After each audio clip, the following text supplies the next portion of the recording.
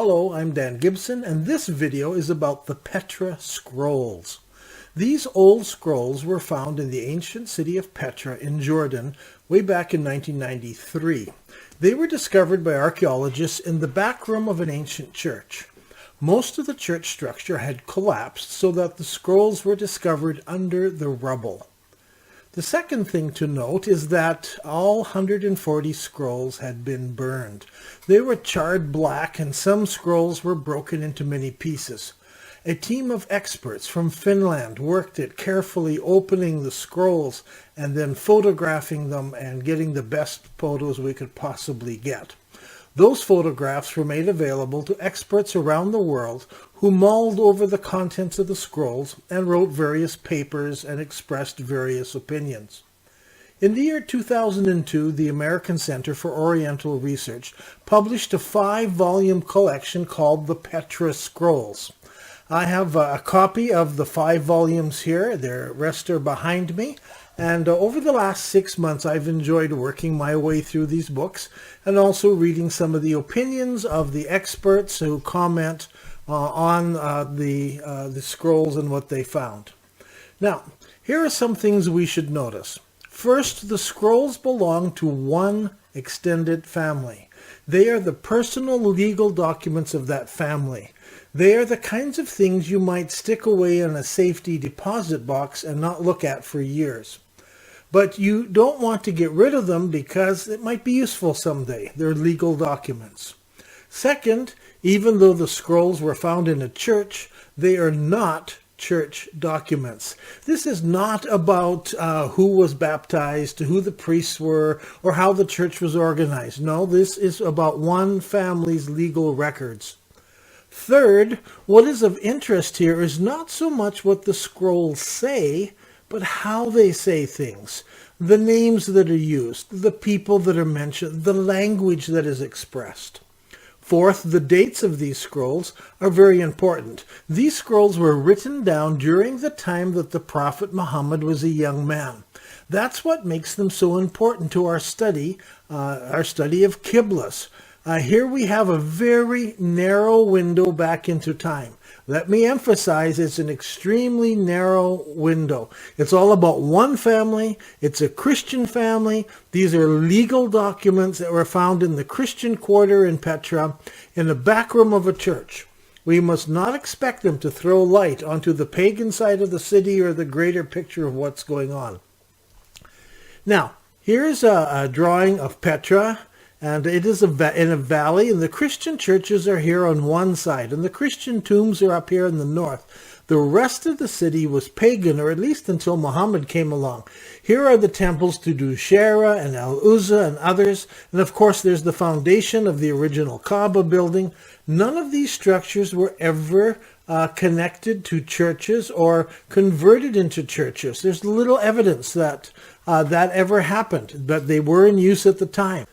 Down in the south are the sites that would be later associated with Muslim pilgrimage. At the time that the scrolls were written, these were all pagan sites. There were camping spots and where the pilgrims to Petra could stay. There was a pillar there that pilgrims could throw their stone at. There was the slippery slope that pilgrims could climb up to the top of the mountain. Large crowds of pagans could gather there and face the sunset. Even Christians could gather, as there was also a Christian church there for Christian pilgrims. For the tomb of Aaron, the brother of Moses, was on that mountaintop. But outside of the church on the top of the mountain and the Christian quarter in the city, by and large, the city of Petra still seems to have remained a pagan city. The Byzantines ruled from a distance, and the area around Petra and to the north was controlled by Christian tribes who were the client rulers for the Byzantines. But this really was the back side of the Byzantine Empire. A few scattered churches had been built in Arabia, but overall, all of Central and North Arabia was still in the hands of pagans. It was into this situation that Muhammad was born. His family were pagans who worshipped the gods of Petra. His wife was a merchant woman, typical of the families of Petra. His wife's first cousin was a Nestorian merchant in the city where Muhammad lived. If that had been Mecca down in Saudi Arabia, what was a Nestorian priest doing down there? But it was in Petra, in Jordan, also known as this Mecca, and it would fit perfectly into that Petra landscape. Now, fifth, some people have assumed that the city of Petra was totally in ruins during the lifetime of Muhammad. This is simply not the case. After every earthquake, people dug themselves out and rebuilt their homes. That is what appears to have happened in Petra. Any destruction from the earthquake in 551 was cleaned up, just as the city recovered from the earthquake of 363 AD. So when the Petra scrolls were written, there was a thriving city. People were active in the area all around Petra. The records of this Christian family record how they bought and sold land and paid taxes throughout this whole period. Anyone who says that Petra was in ruins simply doesn't understand history and the history of this region. The city is in ruins today, but it's 1,500 years later. Back then, it was still an active city.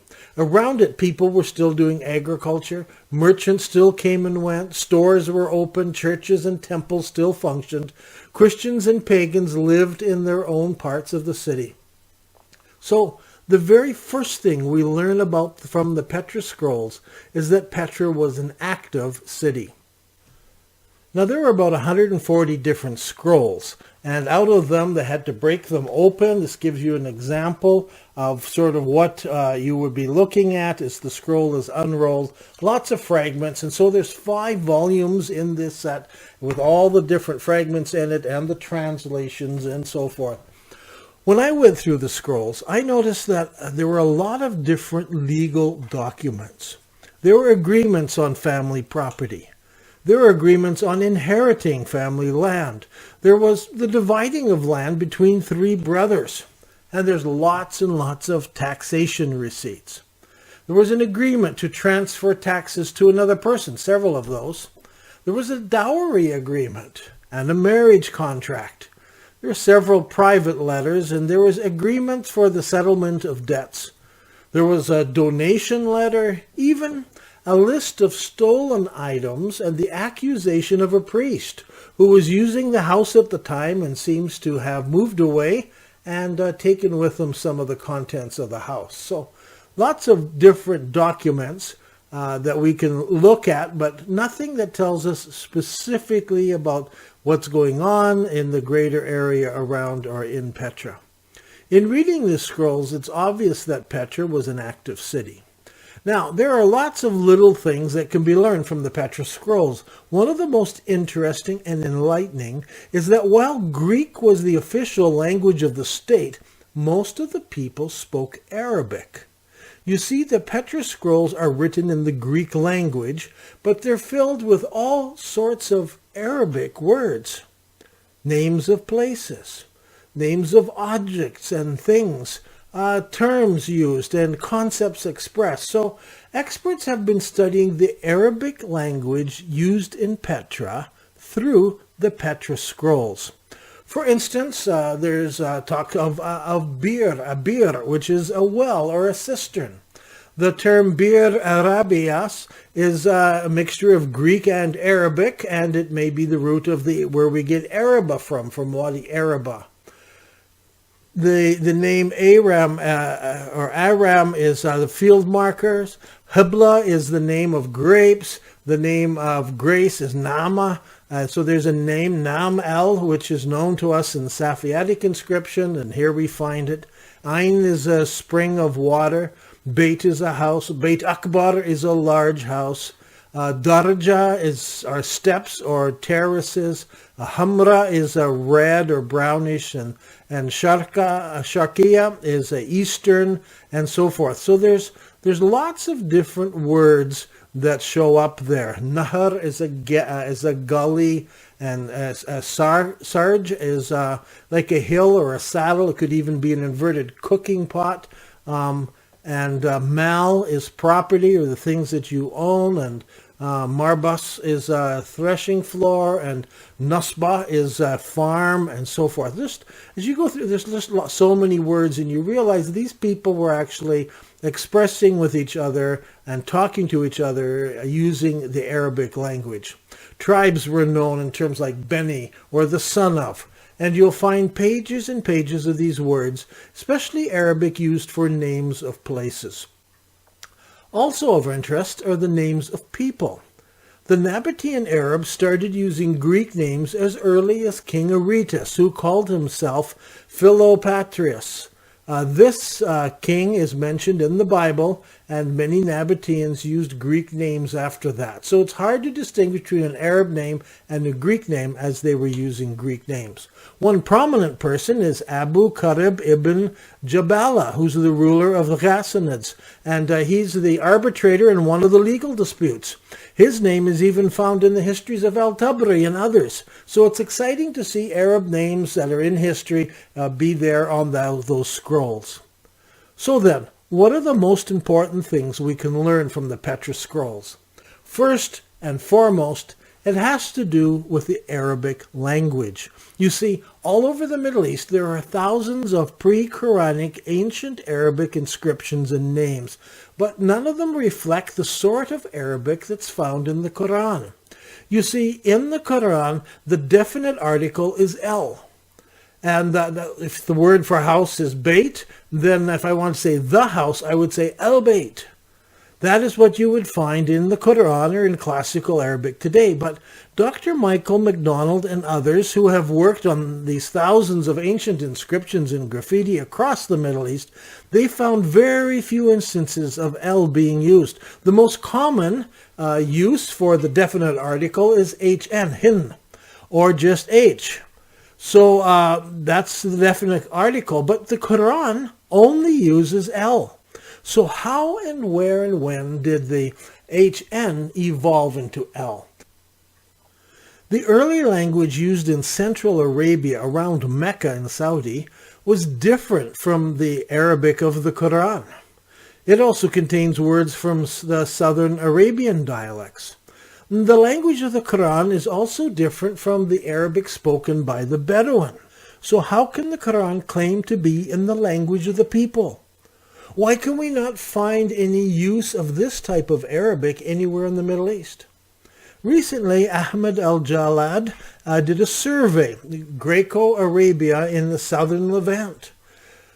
This region includes the southern Syria and places like Jamel and Basra, and the Hauran desert. It also includes central and southern Jordan, places such as ancient Moab, Edom, Petra, and the Hisma, and over in the Negev as well, Beersheba, Alusa, Nasana. These areas coincide with the areas that were under Nabatean control when the Romans absorbed the Nabateans in 106 AD. At that time, the area was renamed Arabia Petria, or Arabia of the Two Petras, and it was administered from Basra in Syria. Now, Dr. Mark Drury, a linguist, in his paper on the origins of Quranic Arabic, mentions that there are 5 features that can be identified as particular to this region and found in the Quran. These include the use of the ta marbuta, the aleph maksura, the glottal stop, the letter L, and so forth. Now, Muslim scholars for a long time have promoted the idea that the Bedouins speak the purest form of Arabic and have the purest Arabic culture. But this is not supported by linguists such as Jalad and Duri. The Arabic closest to the Quran was found in and around Petra, and it's a language of the city, not of the desert. The Quran often speaks derogatorily of those it calls Arabs. These are the desert-dwelling Bedouin. There's some references on your screen if you want to look up where the Quran speaks in a rather derogatory way about the Arabs. But it's because the Quran was written for urban people with an urban background that you get this slant. The evidence that the linguists put forward suggests that the Arabic in which the Quran was recited and written was actually Nabatean Arabic. The Nabatean variety, it is suggested, would have been widely understood throughout the Arabic-speaking region because of the Nabatean traders and their whole network of trade. But it was not considered to be a different language from what the Bedouins spoke. They spoke a different dialect, but this was claimed, the language of the Quran is claimed to be clearer and more easily understood. It's the kind of Arabic that the merchants and the poets used.